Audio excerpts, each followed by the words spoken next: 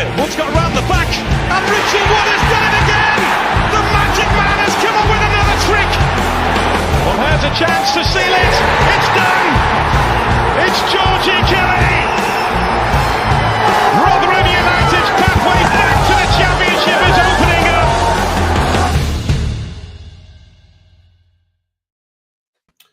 Hello, everybody. Welcome back to New York Talk. It's the final review show of the season, and we're all very happy to be saying goodbye to this season. We will talk about the way it ended, which was a pretty positive way, to be honest. And yeah, we'll go from there and see where the evening takes us. First of all, we've got Mick with us. How you doing, Mick? All good, mate. Thank you. You? Very, very good. Thank you. And Steve Exley back. How you doing, Steve? Excellent. Thanks. Evening, all. Good to have everybody back with us. We have people in the comments. So we've got Martin Holland. Steve Gwynn says, hi, guys. Team full of man of the match. From yesterday, Paula Rose says, evening. Her back is broken after 3 hours tired in the garden, but won't sleep until I know who's won the prediction league. We'll come to that shortly. YouTube users with us, as is the Millers 66. Scott Grundy, Richard, Darren Cook, loads of people with us tonight. Thank you all for being with us. Let's just get out of the way. Let's just get the prediction league out of the way because it's the elephant in the room that needs, kind of putting to sleep. So we, after the game yesterday, you may well have seen the instant reaction. Shortly after that, we recorded another little thing to show you who won the prediction league. So we'll see it. Here is the answer to the question. Finally, the end of the season means the end of the prediction league. There was 3 people in the end that could have done it. We'll give honourable mentions to everybody else's predictions. Kev went for 3-0, so he gets a point. Tom went for 1-1, I think, gets 0 points. Hats off to Ben. Ben went 2-1 to Rotherham United. Ben gets 3 points. It's pointless, but he gets 3 points. In terms of the 3 contenders, Joy went for 4-2 to Rotherham United. She needed to outscore Mick by 3 points, so Joy didn't win. Danny went for 2-1 to Peterborough United, which means Danny didn't win, which means our new champion is Mick. Mick, come and collect your belt. There you go, Mick. Thank you very much. Talk to me how proud you are. I can't tell you, mate. I thought I'd let it slip. I'm not going to lie, particularly with the late rule change. But let's not get bogged down in that. But yeah, I'm very pleased. Thank you very much. It's very kind of you. I'm going to wear this for about 30 seconds after this video stops, and then that's going to be the end of that. So yeah, I'm quite pleased with myself. I'm not going to lie. Thank you, everybody. Up the Millers. There we have it. Well done, Mick. Congratulations. Well done, Mick. Thank you very much. There we go. There she is. As you can see, I'm not wearing it. No. You can't sit down if you wear it. Yeah. Which I assume it's going to take pride of place on the mantelpiece or above your bed or something. So it's already above the fireplace, mate. Excellent. Till my wife comes home, and then I might have to move it. Yeah. Where does this list, in life's achievements? Where does this list? It's got to be, Mate, it's up there. It's up there. I mean, I've got for this season, I feel there's been 2 victories for me, and this is in the top 2 of those victories. Obviously, the other one was introducing people to the Terry's chocolate cream eggs, which I feel quite proud of. Although I am a little bit disappointed. I'm not going to lie that we can't get them anymore. They seem to have gone from the shops. This is no good for the audio listeners, but unfortunately, I've had people are still ripping the mickey out of me. And there we have a photograph I've just been sent from a friend of mine who lives 400 miles away. So yeah, a bit gutted about that, but I'm very, very happy with the belt. I'm not going to lie. I thought you'd done me, Matt, but there you go. Are you going to take over the league next year, Mick? And so should we have a winner stays off? Let me think about that. No. Here is the league table for us in the end, because Ben, with the 3 points on the final day of the season, pulled himself off the bottom of the table, which is a miracle because Ben's had an absolute rotten season.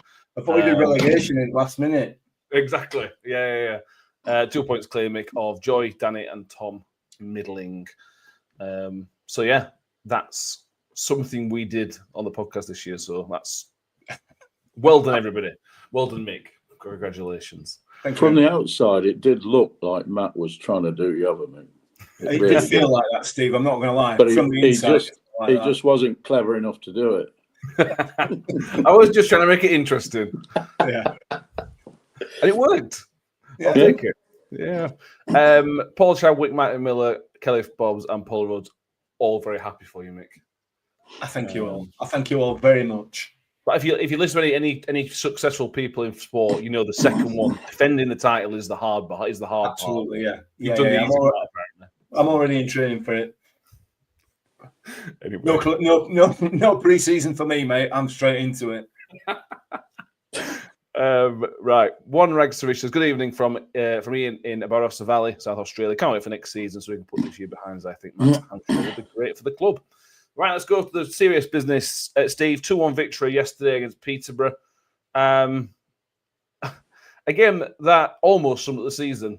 Rubbish and then pretty good at the very, very end when it didn't really matter anymore this season. How do you sum up the game first? We'll come to the season later on, but how do you sum up the 2-1 victory yesterday? I thought it was a very watchable game yesterday, actually. You know, I saw it outside. My dad was there for the first time for a long time.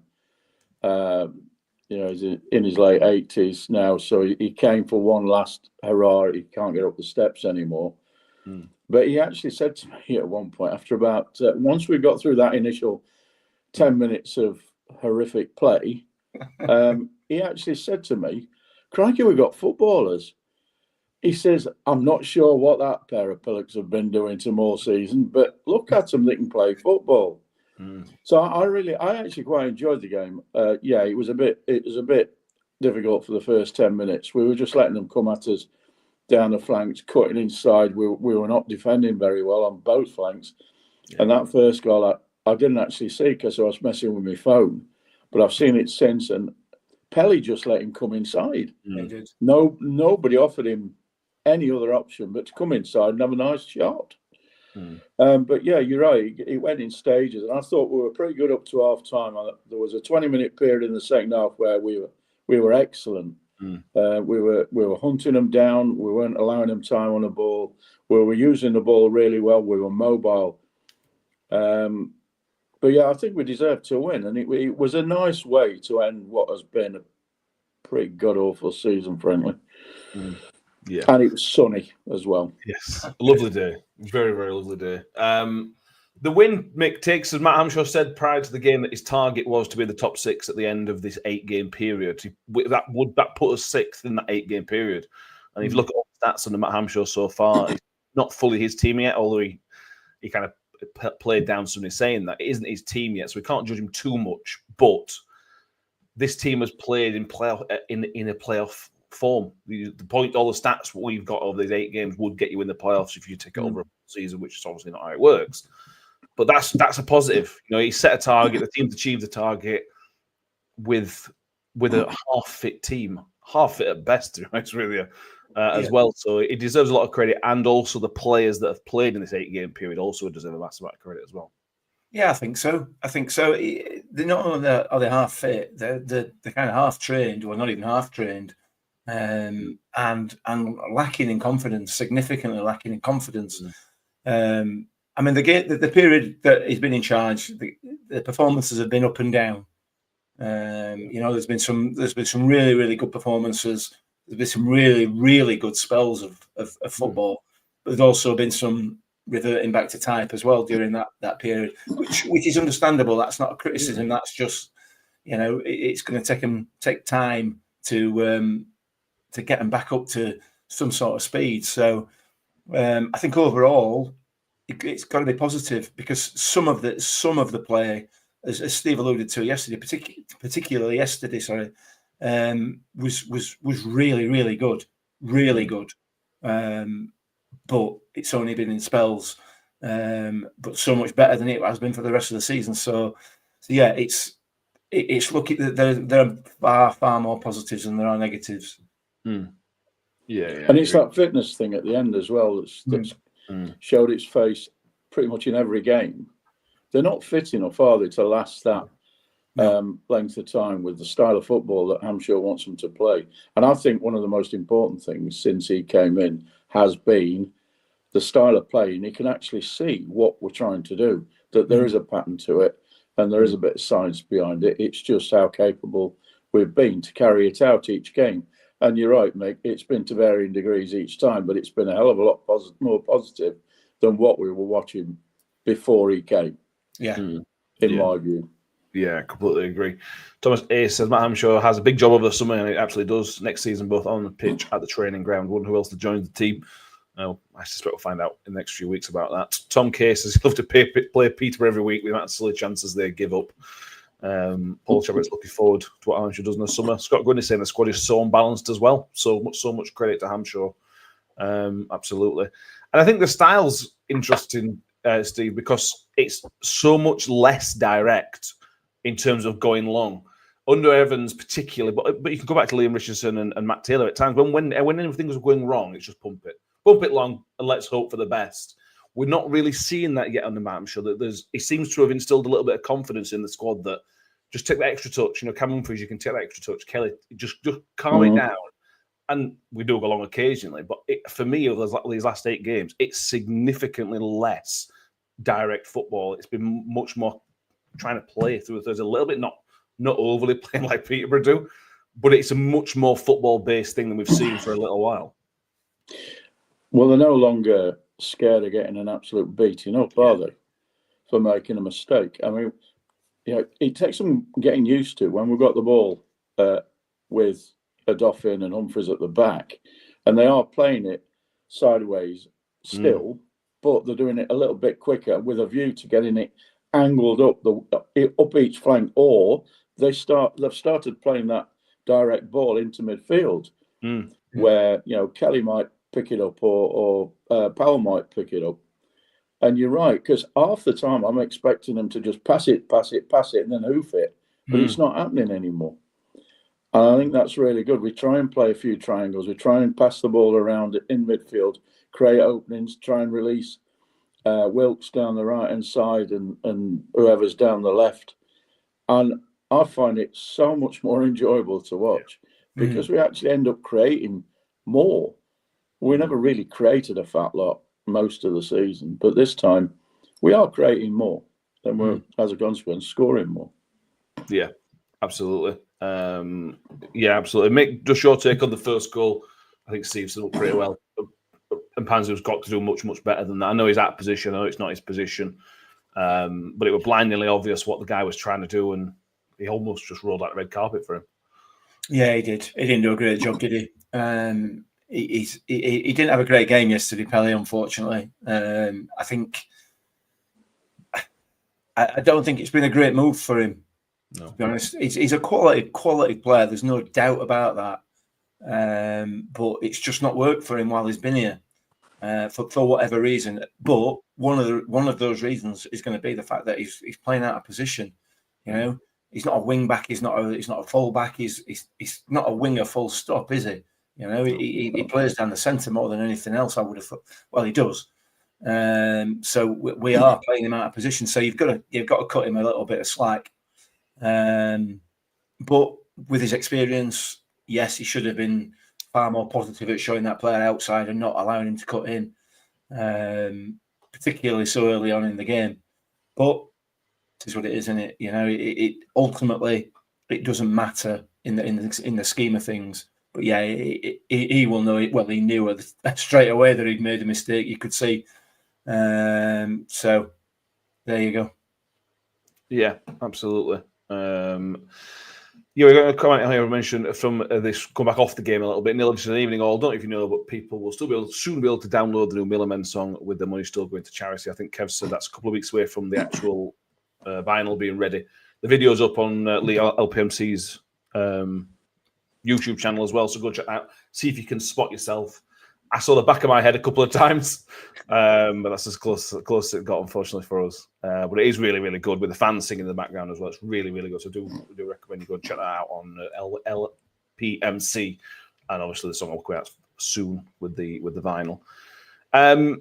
In the post-match, Stephen, in terms of that first half, Hamshaw said he let himself off the leash a little bit at half-time because he was so unhappy. He said it was one of the angriest he's been or unhappiest he's been at New York Stadium.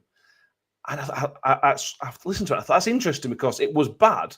It was bad for 15 minutes, but I didn't think it was like that bad. I was surprised to hear how angry he was in that spell.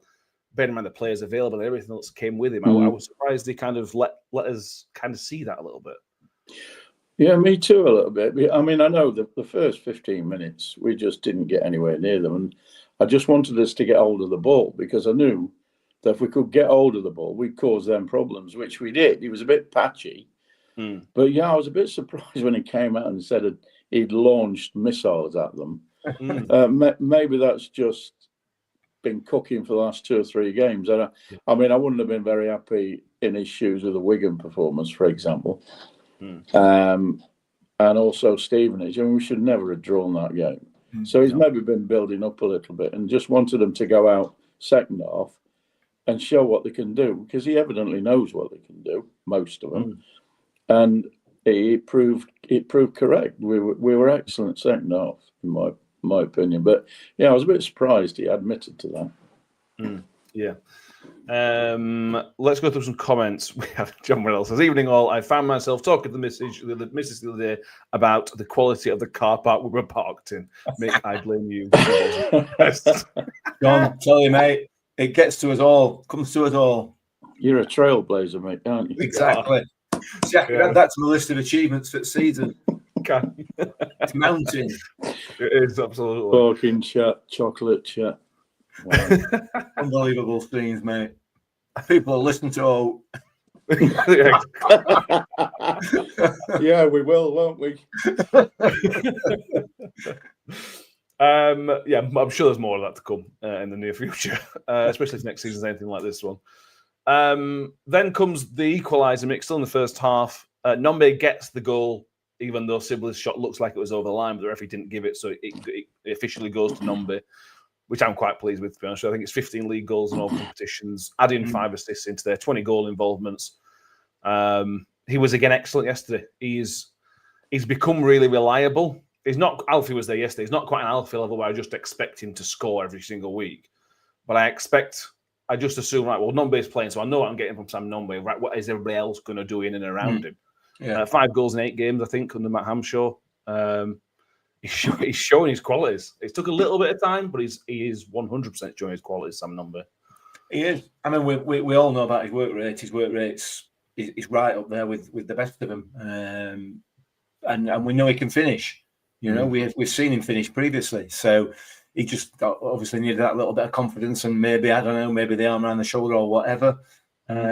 Whatever it is that Matt Hamshaw and Andy Warrington have done, they've certainly improved his game. And he's now looking every bit that £1 million player. So yeah, I'm really pleased for him. Really, really pleased for him. I thought, I think I said this in the post-match, I thought the referee was going to give the foul for the goal because he just cleaned out two of the defenders. But he was just more positive than them, weren't he? You know, I don't think it was a foul personally.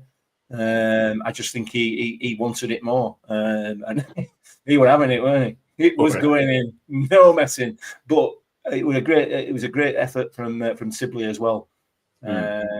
Really, really good. And he was unlucky not to score because he can half hit a ball, can't he? Yeah.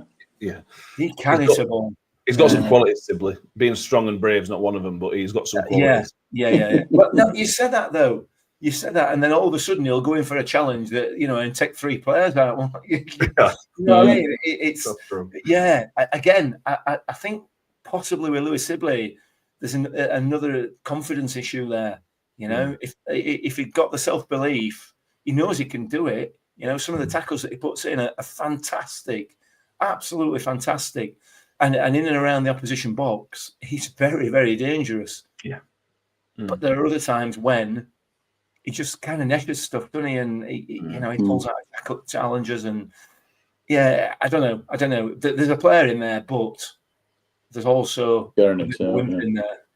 I listened to Darren Ferguson's interview, and he didn't like his team's performance at all. And he did make mention of the fact that for the first goal, their player just smashed us apart. You know, he didn't say that it was a foul. He just said we just weren't strong enough. Yeah, You know, and he was smaller than. I mean, Nombe's smaller than them two that were on the back post, wasn't he? Yeah. So he did really well to get hold of that. You know, coming through. yeah, Yeah, and we've missed that from Nombe a little bit. We've not seen that selfishness and that I am going to do this. Is sometimes the effort's been there, but that determination has been missing a little bit. That determination has come through. Yeah, that confidence that's come through. I think certainly the 8 games that I'm sure has been here, that has shone through fantastically. I'm really looking forward to seeing Nombe next year under Hampshire. Really, really looking forward to it. Martin Miller says Silver's shot was miles over the line, didn't need goal line technology to see that. Still a good finish on top of that from Nombe, absolutely. Tom Casey think the defenders stopped because they knew it was over the line and we're expecting the referee to give the goal, which is possible as well. But like Nombe went, I'm not waiting for that, I'm making sure. Absolutely, yeah, and that is instinctive. You know, that's not something that you can train into somebody. That is instinctive. And another positive sign. 100%. He's excited, very excited for next year. The second goal, Steve, come in the second half from a set piece. If you go over the whole season, it feels like a rare set piece goal. We had a few under Matt Hamshaw, and a really good header from Cam Humphreys on what might be his final day in a Rotherham shirt. But just a well-worked goal. Peterborough will be unhappy because it's a little bit of a free header, but you've got to give credit where it's due. It's a really, really good ball, a good run, and a good header from Cam Humphreys. Yeah, it was interesting that because I was watching the shenanigans on the goal line before the corner was taken because Wilkes was trying to pin the goalkeeper and there was another guy with him, fighting with him, and the ref took.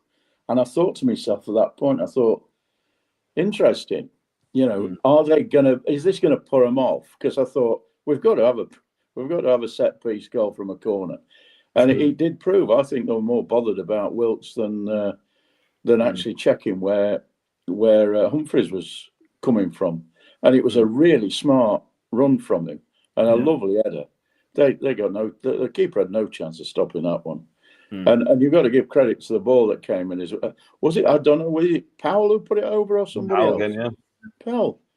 So yeah, credit due to him. Seriously, his set pieces have been a lot better, and he's a quality player, Paul. You know that he has got a left foot on him. Yeah, he really has. He has. Our Estonian friend Mick put some stats on Twitter for anybody who thinks Powell isn't very good. It blows my mind that if there's anybody out there that's saying Joe Powell isn't a good player, that just completely, even from day one of the season, his set piece we can talk about he's kind of hitting the first man a lot. But his overall play, Joe Powell's been the one this season where you've gone, yeah, I like him. He's putting the effort in. You can see he's got the quality. It was just getting out of him. If somebody still thinks that Joe Powell's not a good footballer, I'll never understand it, Mick. It's just he's been one of the most consistent performers of the season. Yeah, he has. He has his moments like the rest of them where you know it don't come off.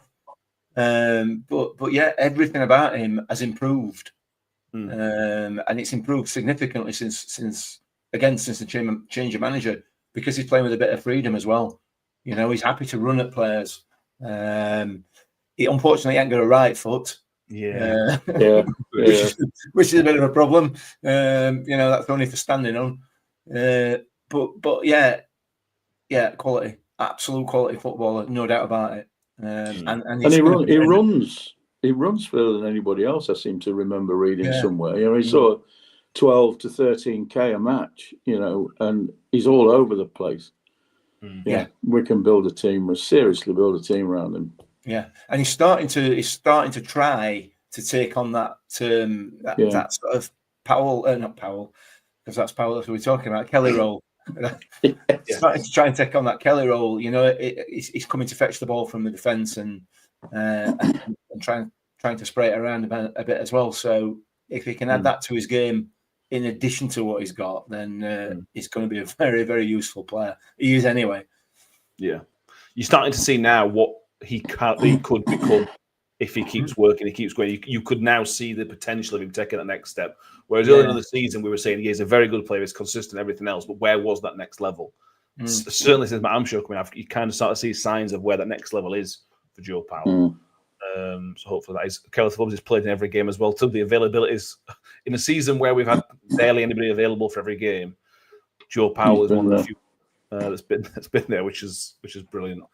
And he's the only player in the squad I think that's got his very own calendar in Mick's house. So he's looking very smart in his suit there as well. I'm not going to lie. Have you got a bit of a man crush on him? I don't know, Steve. I don't know. Are you too old for that sort of thing? I kind of am, yeah. Kind of am. It's a good job, isn't it? Tom Case, the shame he's only scored once this season, though, and that was, I think, it was the Lincoln goal. That's his downside. Yeah, I think that'll come. He certainly tried yesterday a few times, didn't he? He's not scared. So, again, it's just instilling that confidence in him. That left foot, there's some goals in that left foot in there. So it's just a matter of getting it out of there, which I'm sure we'll see next season. Going back to the first half, though, Steve, I think we should give an honourable mention to Dan Gore. I think Mick picked him as his man of the match yesterday. Turns out Evans picked a bit of a gem there because it was only, 60 minutes, whatever it was. But that was an excellent... He's exactly what we've been missing. That tenacity, that skill on the ball, that link up between the midfield and strikers. I thought it was a fantastic hour from Dan Gore. I mean, we saw a glimpse of it against Birmingham in the only game that he managed. And, I mean, again, that day, he put that ball in that Nombe nodded in, and you think, God, that's just quality. And, you know, after we'd settled down in the first half, he was everywhere. And you can tell, I mean, I entirely agreed. When I watched the aftermatch yesterday, I was waiting for somebody to mention Dan Gore because I came out thinking exactly the same. Hopefully, it's a bit of a masterstroke from I'm sure bringing him back for a game and a half, and hopefully, with a bit of discussion, we can have him back because I think he'd be really useful. He's got poise, he's got pace off the mark, he's strong, he's tenacious, he can use the ball. You can tell immediately when a player touches a ball how much quality they've got because it doesn't roll off their shin. And I was quite excited to watch him for an hour. I really was. Yeah. But do Rotherham get players like that for a full season? Do we get them for 6 months? I don't know, but I've got my fingers crossed that we can get him back and he can learn with us and we can benefit from him. Yeah, he needs to play. He needs to play minutes. He's obviously desperate to play minutes. He's on at times because he was on another level. There was once, I think it was second half, where he kind of left the ball for Nombe, and it was such a good leave that Nombe didn't have a clue it was actually being left to him. So he's going to recalibrate himself for League One level. But he might teach our players a bit more. Exactly. Exactly. He might have that quality, Mick, just to elevate some of the players because I can see why I'm not saying he's going to be a Man U player in the future, but I can see why the Man U fans are excited about him now after yesterday. Oh, absolutely. Yeah. Whether he's going to be Premier League quality, I don't know, but you can see he's certainly got something in there. Really, really impressed with him. Really impressed with him. And for his age, what is he, 18? Played with no fear whatsoever. It wasn't overawed in any way. He just went in there and got absolutely stuck in. I was really, really impressed with him, and hopefully we can get him back on a 6 month or a season long loan. Given his age, he's not at a level where he's going to break into a Premier League first team at the moment. So listen, we'll take him on, and we'll develop him for a season, and hopefully he'll be able to assist us, like you said. He is 20 now, so he's a bit older than I thought, but not much older. Still very young. I think he's still his fifth professional appearance yesterday, or fourth professional appearance. So in terms of that, he's still young. Kind of about asking if he's at a contract. He has another year with Man U, so they'll be looking what the next step is for him. But it's a loan. The next step for Dan Gore is another loan. It's got to be. Yeah. Like I say, I hope it is with us. John Insley says, get a cheeky 300 or 400k offering for Dan Gore. The Rotherham United way. Why not? Yeah. Bag of balls. Yeah. Let's touch on other key performances. Mick Liam Kelly, I picked him as my man of the match. I was very critical of Liam Kelly at times this season. The Barnsley game away particularly stands out. I mean, we were all rubbish, but I thought Liam Kelly was just really poor that night and a few other nights. I struggled to see what he gave us at times this season. But once again, as soon as Matt Hamshaw came in, that is what Liam Kelly gives you. And his ability to keep the ball and distribute it is not Dan Barlas type quite, but it's still very, very good. And if you're going to build a team in League One, you want a Liam Kelly type player in there to keep the ball moving, to take it from defence, to do a bit of dirty work. I now love Liam Kelly. I think he's fantastic. I know we shouldn't. I know I shouldn't, but I will mention previous regime, and I think what they did with Liam Kelly was scandalous, absolutely scandalous, because he is such a good player, and anybody who's watched football knows that a player like him who sits in front of that back four, back five, whatever it is, and sprays the ball about, is always available. Play him where he should be played, and he will always deliver. You know, that's the kind of player that he is, and we never did it. You know, the role that he was asked to perform was just not what he's good at. It wasn't his area, and most of that role, we're watching ball fly over his head. To be fair, yeah. But look, he is a fantastic. He's quality. He's absolute quality. And those players, I've said it before, and you mentioned Dan Barlas, and I've talked about it many times about other players that we've had. Carl Robinson from before. Oh, he was brilliant, Carl Robinson. Yeah. Steve Thompson. Yeah. Those sorts of players were just they're worth their weight in gold. And Liam Kelly's another one, you know. And as soon as Matt Hamshaw's come in, he understands because he's a football man. You know, the supporters understand. Put him where he's supposed to be. Put him in front of that back four, and he will absolutely play you a blinder 99 times out of 100. He'll have a bad game like everybody does, but play him where he's supposed to be played, and that's what you get from him. You know, he is a quality player. 35 years old. I mean, he's been a big part of what Coventry did over the last few years. Yeah. So he's just a good player, and you know, Robbins loved him. It's just that for the level that they're at, he had to let him go. He came to the end of his contract. But I agree with you. He must have got neck ache for the games that he was playing under the previous regime, because he never had a chance to do what he's good at. So yeah, I'm looking forward to seeing him next year.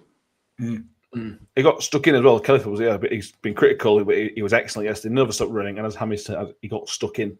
For a guy who spent a lot of his year injured, he was not scared to get stuck in, and he got cleaned out as well. Their player was lucky not to get sent off for a challenge as well, which Kelly went back in out of that challenge. So yeah, Darren Cook felt like Kelly, man of the match for me. Thought it was outstanding yesterday. Yeah. He's going to be, if he can stay fit, and that's the thing with Liam Kelly. If he can stay fit, he's going to be a huge player for us next year. Because he's got the experience and everything else. If Joe Powell playing alongside him can learn his trade, you know, and if he can add that to his game as well, what a player he would be, you know. So because he can pinpoint a Dan Barlas 50-yard pass anytime you want. Can Powell? You know, he's got that in his armory. So if he can learn from Liam Kelly as well, yeah, definitely. I agree. Because tell that it's taken 90 minutes to get. It's taken the full season, to get 90 minutes out of Liam Kelly. Scott Grundy said, "I thought Sibley was good at wing back. Maybe an option going forward." I'm just not. I'm not sold on Lewis Sibley, Steve. I can see his quality. I can see what Mick said earlier about him being a good player. He has his qualities, but he's too hit and miss for me. He's very much a League One player for me, Lewis. So he's so hot and cold that I struggle with him a little bit. Yeah, he was good yesterday. I don't deny that. And he's had flashes in other games where he has actually been really good. But he's also disappeared a lot. I mean, living in Derby, I was aware of his existence when he was young, and he scored that hat-trick at Millwall. But there's a reason why Derby let him go, is that they didn't rate him, and Hamshaw was Yeah. Hampshire and Warren let him go. And Oxford also very quickly let him come to us at Christmas, after 3 or 4 months. So you're right, he's probably a League One player, but I don't think that on balance I would go in for him. I think we need to find something a bit more dynamic. He's not got a huge amount of pace, which worries me. Yeah. Well, I think we need more pace in the team, and Sibley would be one of those that I'd let go. Or not go in for. We've let him go because he's somebody else's player, but you know what I mean. Yeah, I agree. The only thing he's got going for me is he's quite versatile, and when he's good, he's fantastic. But it's just you can only carry a certain amount of players of inconsistency, and I'm not convinced Sibley. I don't think his ceiling is good enough to carry his other games. If that makes sense. He's a very good player. I don't think it's higher. Like Wilkes, his ceiling's incredible, but so you can accept the low. I don't think Sibley's that is high is good enough. No, I think you're right. We'll see. We'll see what Matt Hampshire thinks. But like Steve says, he's not our player, is he? So no. And I assume if he'll be under contract at Oxford for however long. Yeah. If he does come back and be another loan, it wouldn't be. I don't think we'll be going to buy him. I don't know. No. We'll have to wait and see with that one. The Flimp says, "What's the opinions on Holmes? Some really nice first touches when he came on. I'm surprised he didn't get a little bit more game time under Matt Hampshire, Steve. To be honest with you, because when he was playing a different position, he's not a wing back. And we were asking him to play wing back, so I thought he might get a bit more time. But when he came on yesterday, he was positive in the attacking areas. He's so positive and good to watch. I was begging for him to get a goal yesterday. It was so nice to finish on a goal. But he's somebody that the club's got to make a decision on. He's one of those for me that's kind of on the edge of: is he worth another goal? Is he not? I don't know. Where do you sit on Jack Holmes? I don't sit on Jack Holmes. I get arrested probably, but sorry. Seriously, I personally I'd give him another year because I think there's a player in there. Definitely. I mean, allegedly he's only on 500 quid a week or something like that. But I mean, you can see that there is a player. I mean, yesterday coming down the right, you saw it, little flashes of it, taking people on. He knows how to handle the ball now. He's improved a lot. And I think it's young. I mean, he's not young, is he? Probably early 20s, early to mid 20s. But crikey, if you can find something in him next year with Hampshire working with him, he'll be really useful, even if it's impact. And as long as he's cheap, they'll have to evidently offer him a bit more money, I would imagine. But I'd keep him. I really would keep him. I like him. I actually like him. Yeah, I agree. He's somebody that the fans want as well, Mick. He's a positive. He's obviously not Georgie Kelly levels, but he's somebody, when he comes on the pitch, the fans instantly want him to do well. And I think that's really important as well. That helps the players. There's no pressure on him coming on the pitch. When Hugo or Clark Harris come on the pitch, we're expectant. We're not willing them on. We expect them to do something. Whereas Jack Holmes, we're all willing him on to do something. And he's just been so close once or twice to a few bits of moments. There's certainly something there. I mean, I think we're all past expecting help from Clark Harris now, aren't we? You know what I mean. That were a bit bitchy. That way, I'm sorry. I apologise. Yeah, you're right. And like what was said there, some of the balls he pulled out there, absolutely killed him dead from 30, 40 yard passes. Just killed him dead. He's got some quality. There's no doubt about it. He needs a little bit more pace, I would argue. But he's not frightened to take a player on. Not at all. So, that's just... There's nothing to lose, is there, with Jack Holmes? No. At all to lose. Strangely, Mick, the one thing I want him to do more is to actually take a man on. Yeah, a bit more bravery. I'm not sure he's got full confidence to do that. Yeah. And I just wish there were two times yesterday where I thought he's going to take him, but then he turned inside and passed the ball back. Yeah, because he's got the ability. I think he's got the ability, and we don't know whether he's got the pace yet because he's not really tried to do it. No. And I mean, I so wish that goal had gone in. I don't know who it was against. I can't remember. Blackpool. Where it was it Blackpool? Yeah, it was going for the top corner, and their keeper made an absolute worldie. I just wish that had gone in. That would have, yeah, well worth a punt. Yeah, I agree. It feels like a bit of a free hit, doesn't it? bit of wages and everything. Absolutely, yeah. It's not going to cost a lot. Chris, we've got an option. We've got an extension clause on Holmes. So that's good. Could exercise that, so that'd be nice. Tom K. Holmes needs more confidence. I get the feeling he feels too junior to take a shot. You won't be surprised you've got some very senior players looking like junior players at times this year, so I won't be surprised. So like Jack Holmes looking like that. Matt Miller says, "Oh, Steve, he's not young, early mid-20s. When you're in your mid-60s, mid-20s is young." Yes, I know. Right, before we'll wrap up the season, I thought this is the last episode we will do before the retain list, which we expect to come out Wednesday, Thursday this week. So we'll go through the list and we'll go through who we would keep, who we would go. I'll just quickly go through the loans. I assume we're all happy that we wouldn't keep Sibley or Mpanzu. We've already kind of covered that. I'm fine with that. Yeah. I just wish it had been different though, and that they'd shown enough because, and Panzu is allegedly a really good player, but we didn't really see enough. No, you've seen it in very, very short spells, haven't you? Where he'll get ball, and you can see the quality he's got on the ball, but then nothing else kind of happens after it. So his next step is going to be interesting because I expect Luton to release him. So where's he going to go next? Would be interesting. But they've been really relegated, so you never know. Well, that's true, actually. Fair point. Yeah. I assume we'd all like to keep Dangor if we could. Oh yes. Yeah, 100%. Right. On to the in-contracted players. Alex McDonald. What about Wilkes? Oh, Wilkes. I forgot about Wilkes. He's gone off my list. I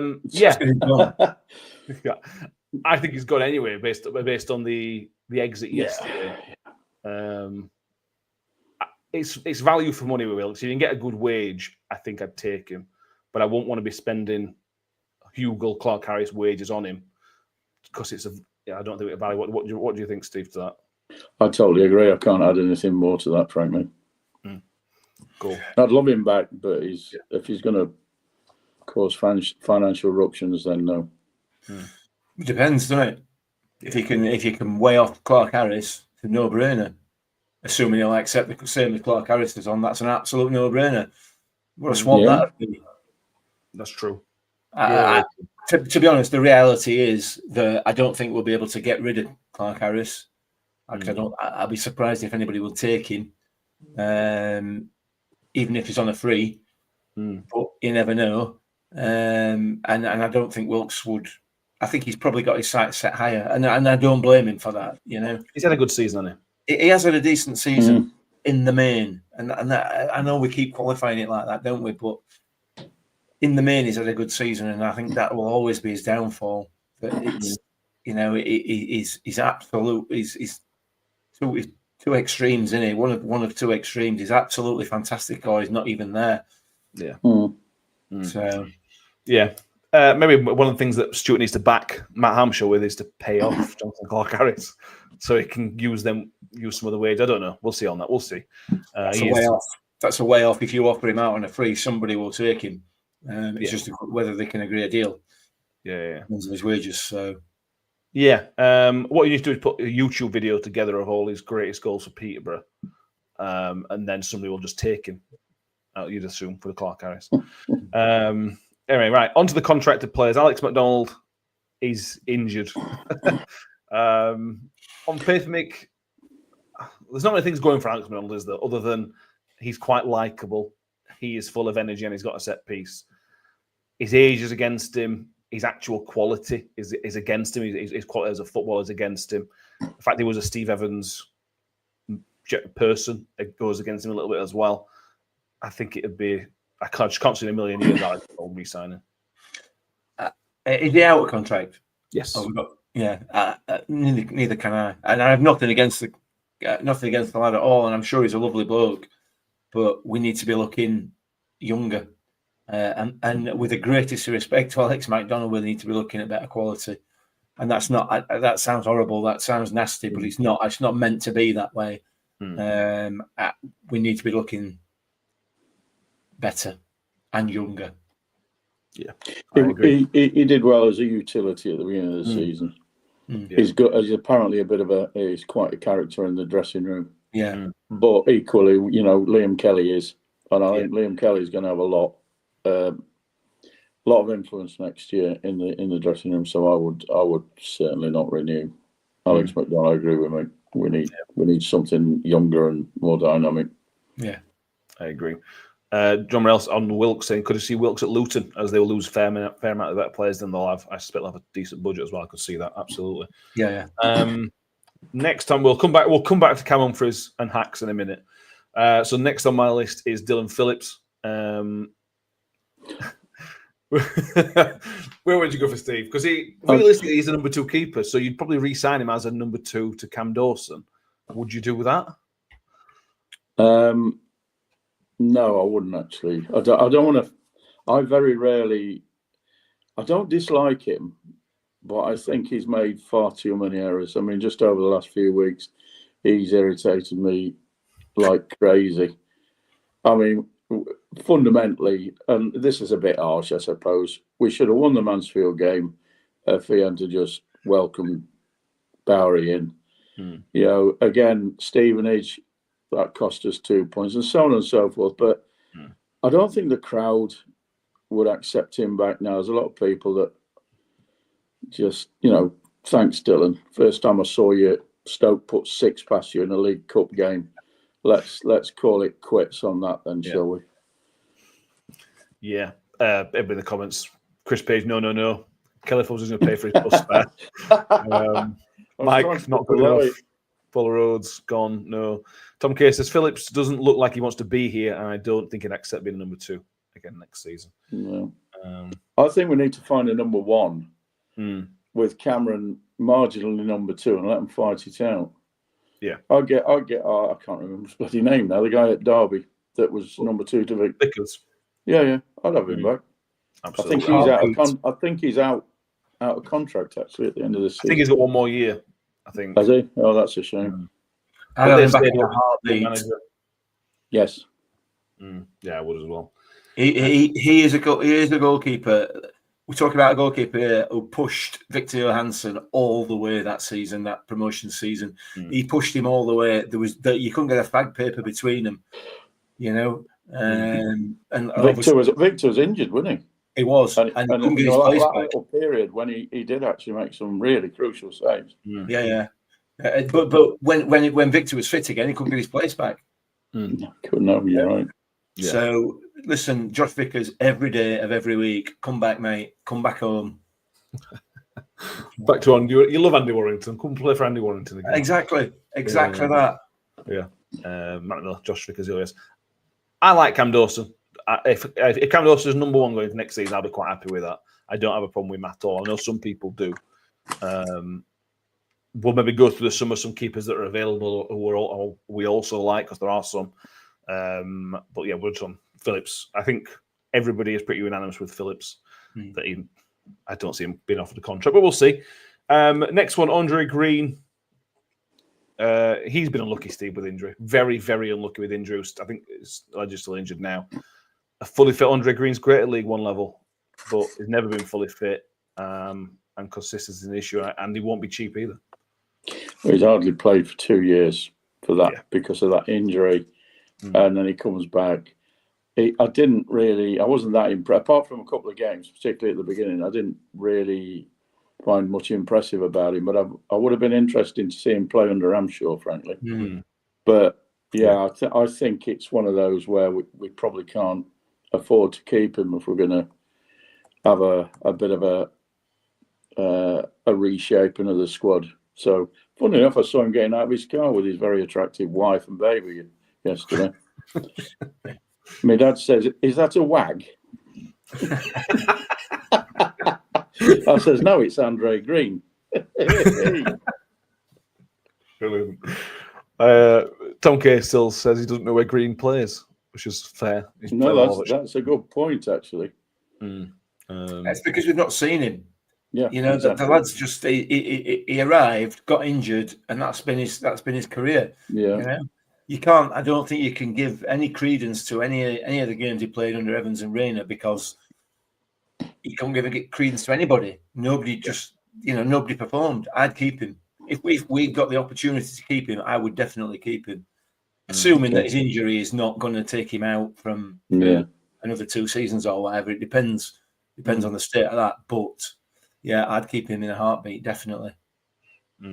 I think it's a punt. I'm like Martin Miller. I wouldn't take a punt on him. I don't think. I think I definitely let's have a refresh. Let's have a bit more of a refresh. I think. The next one, before we come to the youth, we'll not come to Jake Hull, Hamish Douglas, Josh Ayres, and Kieran McGuckin are all out of contract. We haven't seen enough of those guys to comment, really. No. The one we have though is JJ Mick. I really, really, really, really want JJ to do well, but again, I just think if we want to be a playoff team next year, which we all want to be, I think you've got to aim higher than JJ. I've just not seen enough of him to say he could be part of a squad that's going to finish 4th, 5th, whatever it might be. Yeah, I want him to be great. I just do. I just want him to be successful at this football club. I don't know why. I've no idea why. I just want him to be. I don't think he's going to be, and I don't know why. Again, I've got nothing. I've got no evidence to support either of those comments that I've just made there.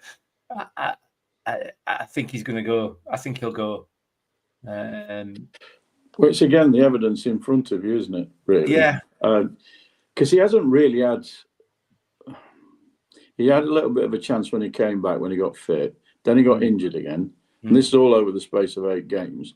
Yeah. And he's had a couple of 10 minutes, hasn't he? And I'm like Nick. I really want him to succeed because he's come through our ranks and he's had. That interview that he did, you almost cried for him. Yeah. But and being hard nosed about it, I'm afraid we can't. I don't think we can take a risk on him. I think again we need some fresh blood. I agree. Somebody's going to get a really good player in JJ. Whoever signs him in League Two, I just hope he does. I hope he goes on to fulfil at least some of his potential. But I'm afraid it's probably time to go. Yeah. It'd be good for him to go and get some proper game time as well, permanently. I think Sim, looking at who's gone to Yeovil and done pretty well, go and play some games, get next season, or go get some minutes under your belt and see, show yourself what you've got. I think that particularly those two will need for themselves to get out of Rotherham United, probably. But there you go. Right, Hacks and Cam Humphreys are out of contract. The rumour mill's been in full swing today, helped by us. With Joe Rafferty, I think it was Joe Rafferty or Sean Raggett put in that they'll see Hacks in pre-season. Yeah, it was Rafferty. It's on Instagram. I've seen it, and I've also seen Reggie has been on as well, saying sign that thing. Yeah, which I thought was highly amusing. It was. Do we think it means anything, or are we just players messing around? I don't know. I think it's players. I mean, they evidently love him. I mean, he's Players' Player of the Season, and some of the comments on there are all from a lot of them are from footballers across the way that he's met, and everybody loves him because he's such a wonderful guy. But he's also a bloody good footballer as well. Yeah. And I've got my fingers crossed that he feels loved here. He feels that he wants to stay here, and that we can give him a deal that means he'll stay here. I just worry about when agents start to get involved, whether that just moves his head a different way. But yeah, I want him to stay. Absolutely, I want him to stay. Yeah. I think I said last week, I spoke to a fan who spoke to a potential director of football, who isn't a director of football yet, but a potential director of football at another League One club. And Hacks is top of that guy's list to sign if anything changes happen at certain clubs. So, and that's a bad. I'm not going to tell you the club, but it's a badly run club.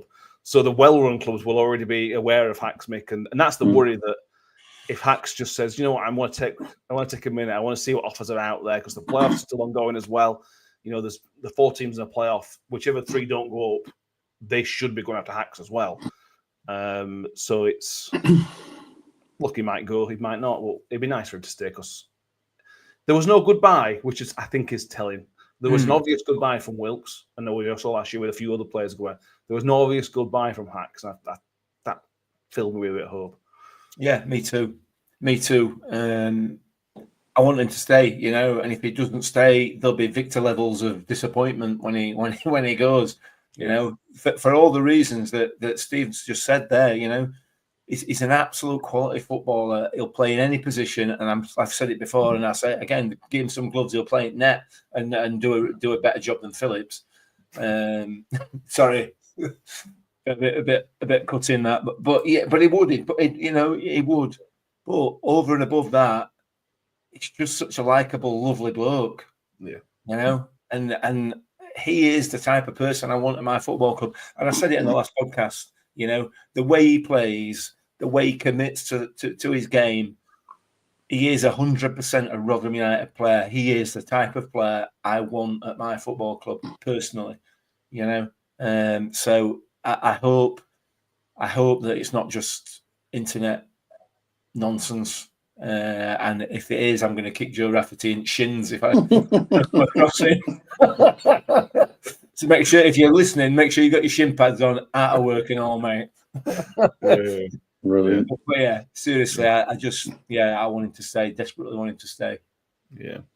I think it feels like Michael Smith and Nicky vibes where we think, well, he might stay. They might actually stay. And then they go somewhere else at the last minute. Yeah.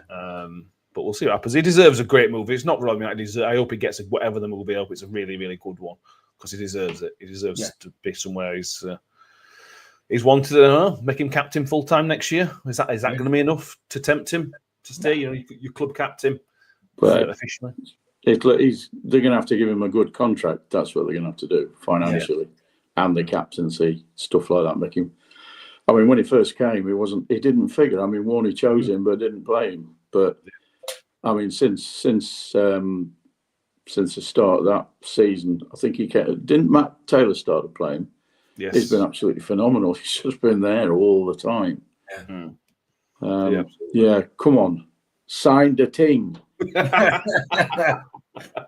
Absolutely. Matt Taylor gets a lot of stick and rightly so, but one good thing he did, fantastic thing, was he played Hacks, and without him doing that, Hacks could have left and gone somewhere else. So we should be.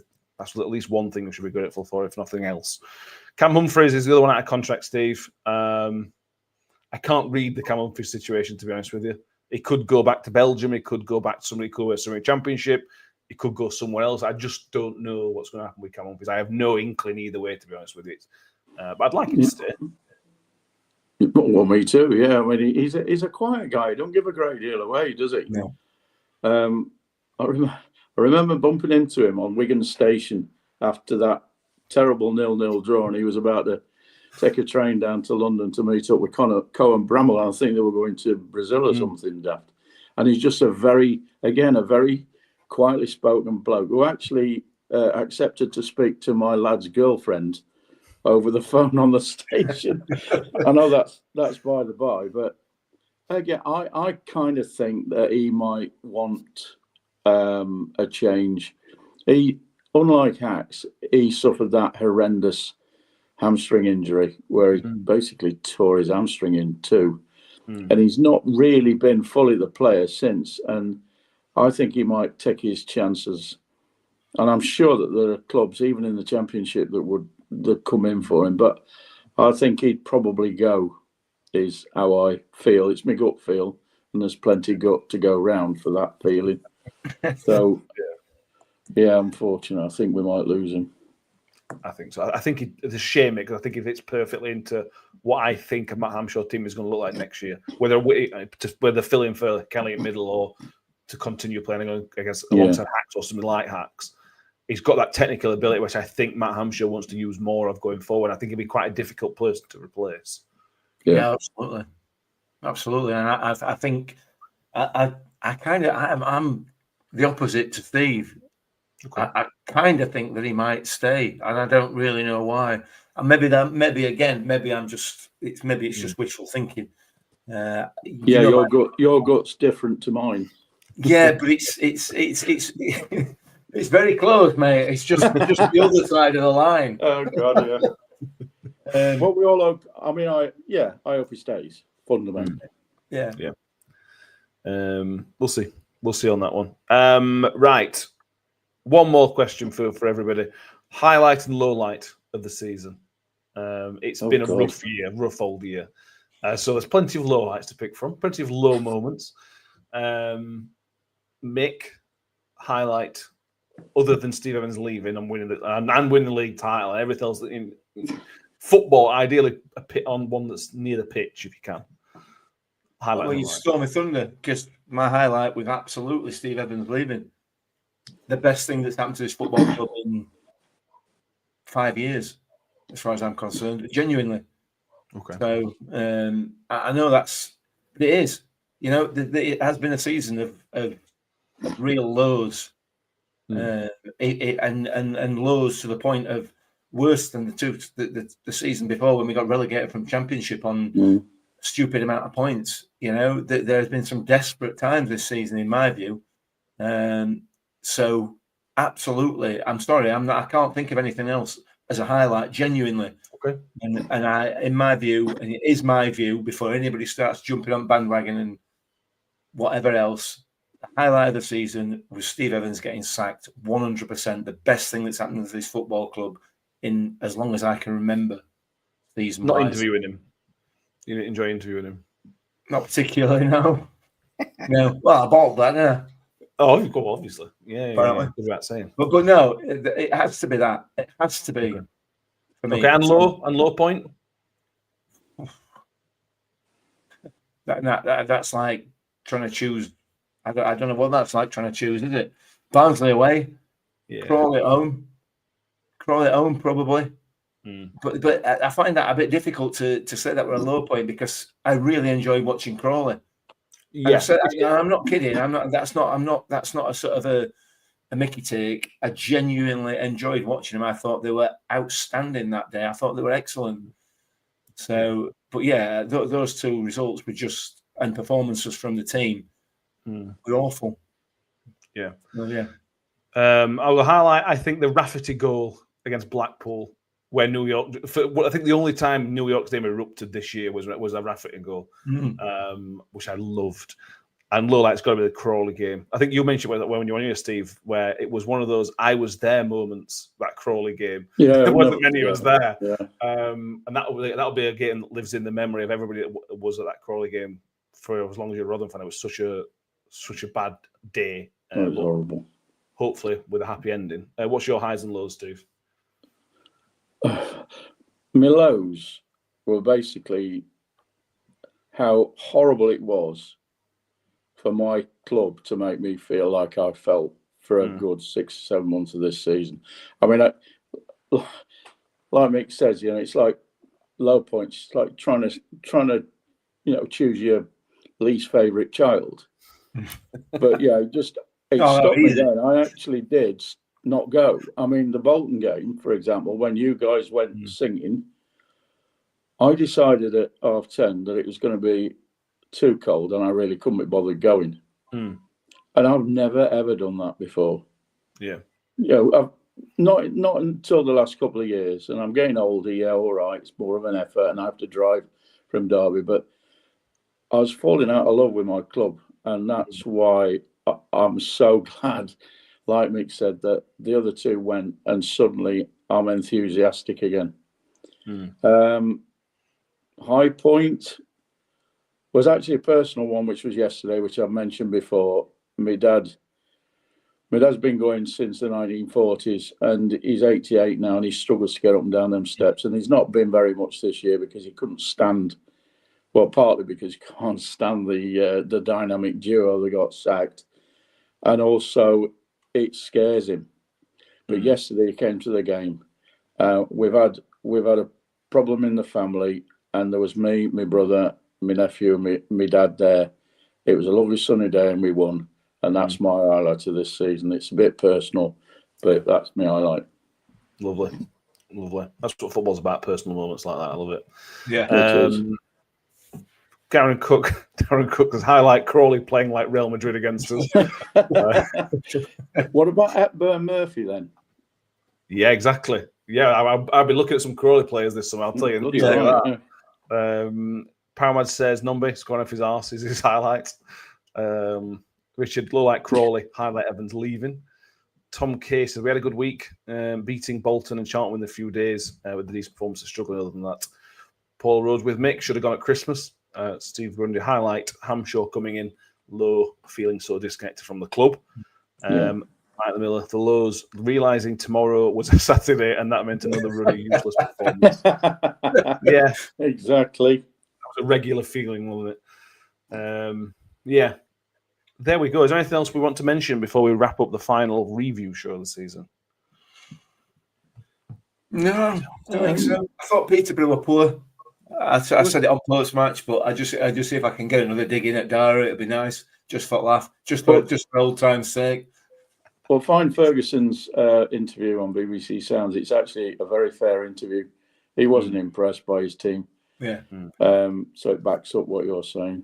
I don't know about you, but I'm averagely optimistic, even without knowing what players we've got for next season. Just knowing that we've got Matt Amshaw in charge, and it can't be as bad as the Fat Controller and his mate, can it really?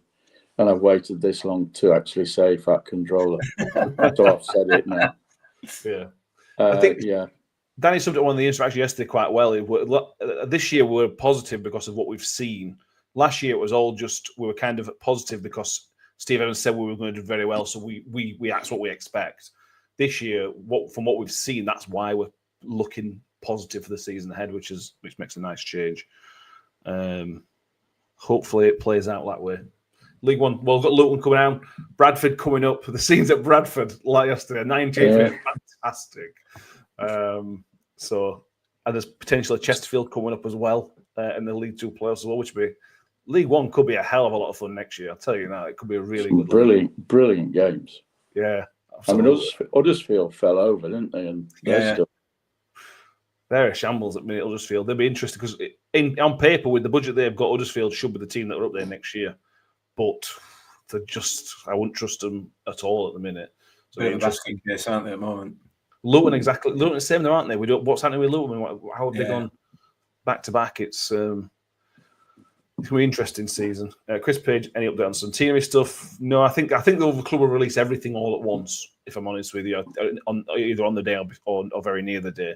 They had the banner going around the side of the pitch, didn't we? What was it, 24 days or something like that? 27 days to the centenary. So let's see what happens. What's Mick laughing at? Just looking at Paul's comment. That's all. Sorry. Come on, show it. Followers, Hammy feels like a safe pair of hands where Evans was all sizzle and no sausage. Fair enough. I dread to think what Rayner was.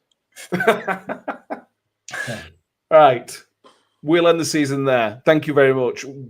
We appreciate everyone that's been with us throughout the season and stuck with us through these episodes because we've been part of them. I can only imagine how depressing they have been to watch with some of these games. But thank you all for sticking with us. We will be back next season when we hope it's a bit more positive.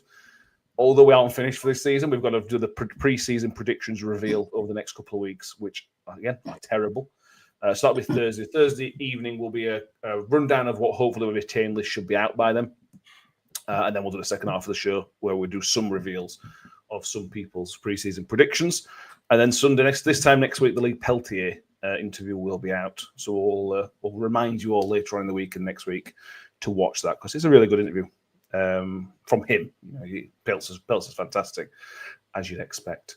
Make sure you have subscribed if you haven't done so already. We're creeping up to 800 subscribers, so please do make sure you have subscribed if you haven't done so already. Give us a thumbs up as well if you can as well. Thank you, Mick. Thank you, Steve.